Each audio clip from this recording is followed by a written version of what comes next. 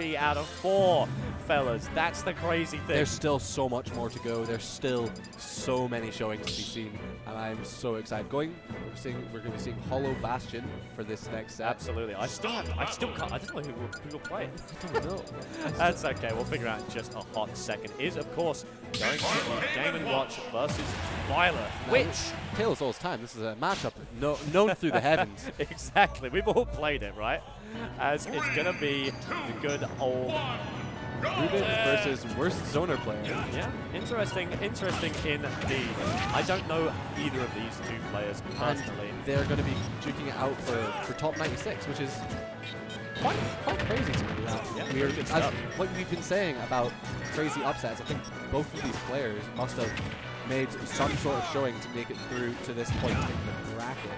Yeah, but more importantly, going on just as we get that little bit of information, running through this little matchup. It is going to be Byleth versus Game & Watch. Definitely an odd matchup. One of those matchups that you would assume probably got very little playtesting just because of how obscure it is. But that's okay, as definitely going to be an interesting battle. You see Game & Watch very, very light, very frail, and Byleth able to deliver some absolutely massive damage. But the frame data on Game & Watch is so quick. It all depends if worst zoner player can get the chance, and he does eat an early death. What are we looking at stat-wise there? So, worst zoner player here is upset Raven to get up to this point. So this is who had put Raven into losers, and now Ruben putting Hope into losers as well, who made a run. Oh wow. So we've seen both players here have made showings in their respective runs, and are now just looking to secure that spot for top 96. And Ruben doing just as much as he can to not let Byleth take this stock and to keep it going. What up coverage there, but actually going for a smash instead, going for a very, very light punish there. Not sure if it was a miss input or they just didn't have the time, but you don't have any more left on that clock. As worst zoner player does even it out. 106 is pretty unhealthy there, Ali, but someone like Byleth, they could play nice and strong. That Nair could bring that back as he's just pelted with meat. Alas, he is able to finally make his way out, force it back onto the platform, keep that shield on pressure.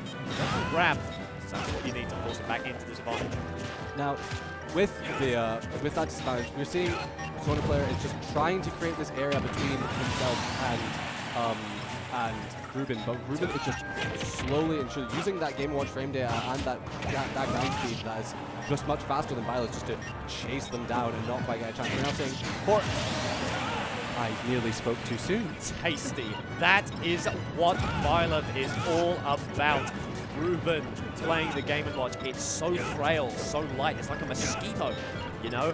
And one of those strong hitboxes, Byleth has tons of them. So many tippers with A-bar. So much from their down smash and from the axe as well.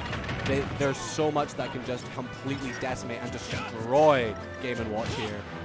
Let's see if they can push it all the way. Worst zoner player at a massive deficit for so long, but now looking at a healthy lead as the spike comes down, trying to go for an up air to drift or read any type of escape option from that up special. But now Ruben is deep in disadvantage. There's a very heavy read. Doesn't quite release it fast enough though, but the effort, the passion was there. But the cover is get up this time with a couple of up airs, which is exactly what you need. You want to force this Byleth onto the back foot.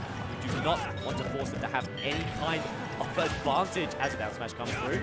Byleth with so many kill confirms, as you're saying, not wanting to, if you let them get that opening, you will just take it out, but Ruben is doing so well, keeping them in there, and now so much like Game & Watch is looking to do, might take the stock, throwing off the stage, going for the back air, just not connecting, yet attack does just connect. Trying to bait out with these arrow cancels, just not quite letting the projectile get out, get the bait, but down tilt up there, not quite connecting. Ruben getting a really nice air dodge to get through that. Looking to get this F tilt, but not quite getting the window there, and now it's just not quite working out. Waiting patiently in front of the shield, not quite getting it, and now Ruben is looking to just keep Byleth away. Grab coming out, surely not going to do it as he sends him out. 168, so much rage on this Byleth. Just a stray hit, maybe even a nair, but the key to catch the tether snap.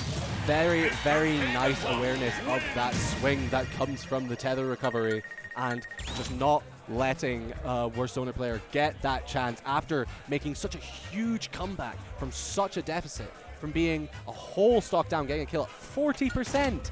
And now Ruben gets the game and is Luke sitting pretty after that, but will be feeling the heat.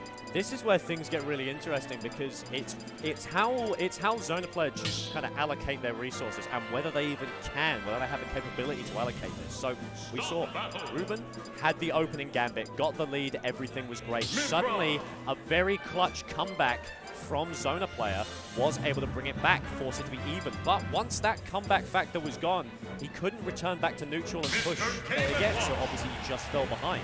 So now with a swap to Pyra and Mythra, is he looking to make his play a bit more consistent, rely a little bit less on these shock hazard assaults, and instead just try to beat Ruben the good old-fashioned way as nice little Mythra to open us out. Now, what I'm going to be interested to see here in the interactions is how the speed affects the Zona player. A much faster character than Byleth, but now getting caught by Ruben. Not quite getting a chance to get these openings that they're looking for. And that is so Pyra. All right, let's see. I was playing Mythra. I got 28%. That's kill. That's kill percent. That's kill Let's percent. go Pyra. Definitely. And now, what we're seeing here, it's actually working out. I think what we're looking for here is these stronger low openings. I think Game Watch has too many of these get off me tools, the up B, the nair. They don't want to have the chance of being punished for just interacting. So going for this, going for the Pyra for a much stronger loop to punishing, and the up air trading with the down air. Somehow the trade actually works out in Zona's favor. What's interesting about Zona's approaches is they're not really going for the ground. They're jumping and they're just landing on Ruben. They're not letting Ruben have a chance to sit and just take their chance. And I think Pyra and Mythra are really strong aerial-based characters, especially Pyra with that down air, with that nair. So many things are just going to kick confirms. But swapping to the Mythra now, feeling a bit more confident in taking it a bit slower against Ruben here. But caught off the side platform, will be killed. Very, very unfortunate. A slight misinput, maybe. Obviously, the platform very unfortunate as well, but can't help but feel that maybe if they didn't burn their jump, maybe if they air dodged nice and early, that side B was definitely a panic option. But it doesn't matter, because Zona has cleaned it up, has equalized. But Ruben, still the one who's had the lead this entire time, and I don't imagine that's going to change soon. Zona player needs to mix up an approach, or maybe even just get the dust off of this Mythra. And I think that's one issue when it comes with swapping characters in game. If you've only been playing one character to bracket and make this panic swap, you risk a big chance of just losing the momentum that you had and having to get used to a character in your bracket and stuff. But seeing here, it is working out kind of well for them. Missing that grab, getting spot dodge, and just getting down smash, looking to get it, but catching that roll in, killing it 90%. Yep, very, very hard read on the roll there as well. Knew that Zona was not looking for any form of nonsense, was just smelling the blood in the water, wanted the kill, wanted to keep the pressure on. Instead, used it against him. And just took it away, and it was very, very well from Ruben. And now, looking at a 2-0 up, it's going to be a hard fight to claw back for worst Zona player, as when you're this 2-game down, you're stressed. Oh yeah. You're scared. You do not want to lose this chance to get winners top 96 when you've already made such a run. Yeah, and the stressful thing is, that was your plan B. You tried the Byleth, it didn't work. All right, I've got the backup strat, I've got the Mythra. So now, it sort of dawns on you, you realize, right, if there's a solution, it's in what I've already done. Or, there's a third option. I'll take you on at your own game. Now, I mentioned earlier, you know what, let's swap off the Byleth. Let's not go for hard reads. Let's just beat him at neutral. Let's beat him at his own game. Well, you didn't beat him in neutral, so maybe you want to take that a bit more literally. And you do want to beat him at his own game. And this Zona player is actually working out here with taking the first 2 neutral interactions for themselves, just playing it a lot slower than Ruben has been playing. Now both of them sitting back, we're going to be seeing a lot of waiting. There's going to be things and particle effects and hitboxes everywhere, folks. I hope you're excited right now as Tilt comes out, sends him out. Ruben suffering right now as forward throw comes out. Let's see if we get a couple of bombs. 2 send him down, a down smash coming out as well. And Ruben really suffering in the matchup here. Sends him up, sends him out with a couple of up airs as well. But a key cancel into a tilt there, ally. Pretty good.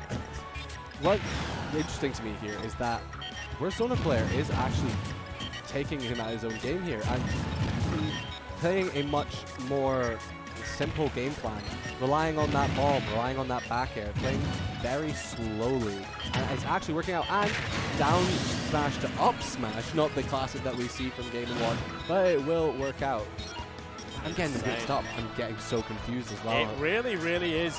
Ruben now falling to their death. You can see a very evil grimace on their face as we're back to equalize, back to neutral. But we've seen these two go neck and neck for 2 games now. And in this third one, we've seen Ruben has eked it out every single time. So what is Zona's plan? If this is a case of warming up this Game & Watch and not just catching Ruben off guard, then he could have a chance at taking this game and possibly the run back if he can win the Ditto consistently. But very tall order as the sausages do start flying. This is very, very hard to try and get this, especially when you, if this is just a picking for Game & Watch for the sake of picking Game & Watch. Ruben knows this character, plays the character. He should know his own weaknesses. And instead we're seeing these up airs get reflected. We're seeing all sorts of wacky interactions occur. Oh my goodness, it's rock, paper, scissors here, fella, as the key comes down, knocks Zona in the dome. There's the throw coming out, bit of a juggle. Let's see if he can hit the ground. Another key to get it back. That's a habit that's going to start getting picked up on there, Ali. F-tilt not quite killing there at 90%. This we know is a strong kill confirm for Game & Watch here, and now Ruben is just trying to just keep off stage, trying to get these kill confirms. We're seeing the Game & Watch classic of running, throwing those smash out, throwing that F-tilt out. Very, very fast, very hard to react to. Missing the punish on that missed F-tilt there by up B is not quite getting anything from it. And now both players are sitting at very, very high percents. Anything is going to kill. What's Interesting here, as the dash attack still not taking it rage alive on both of these players as the get up tilt takes him out. Zona hoping to try and find a nice early kill here. Throws out, not quite the death just yet. What's interesting here is playing against a character like Ruben, you are basically just getting mid-set coaching. You've seen every time Zona is thrown off stage, he will be pelted by projectiles, pelted by meat. Meanwhile, when Ruben's off stage, he'll just bucket, he'll just reflect. So if Zona can start picking up these habits and implementing them and using it against him, might give him a chance. Definitely. We're seeing now Zona players trying to make that come back slowly, getting the percent up on Ruben, not letting him have a chance to take this game to neutral and get the percent up. We're seeing such a moving game, and now the bombs are falling. They certainly are. There's the bucket cancelled into the down smash. They just keep coming. There's the grab forward thrown off. Both players are trying to just... It's so hard to keep track of this now because it is just hitbox central at this point. Genuinely We're is. Zoner player at kill percent now. Might not have the chance to take a kill. Ruben just charging the down smash. Both these players really They're just coming out. Let's just keep them coming, fella. Somehow it almost works. I think the escape option is good enough. Cancel the key. There's the forward smash. Not Zona player is killing. one away. Still needs another. Goes to the ledge jump. Reverse forward air as well. So not able to do it. Are we going to see a few more smashes, or is he just going to try and claw it back the old-fashioned way? A couple of up airs sent up. There's the cancel there, Ali. What are we looking at? We're seeing here, we're just throwing out the F-tilt here. We're trying to get the kills so desperately, but he will take it, and it will go to Ruben. Nearly seeing the Game & Watch swap, beating him at his own game when he couldn't beat him at his. So close there. Never in my life have I seen a man go for 7 smashes in a row, and the 8th almost clutches back a reverse Ditto set. It was crazy. If we saw that, momentum would have just been shaken up, but that would have been a terrifying scenario. Ruben, however, keeping composure and able to just seal it out there, going, no, I'm the Game & Watch player here. Exactly. This is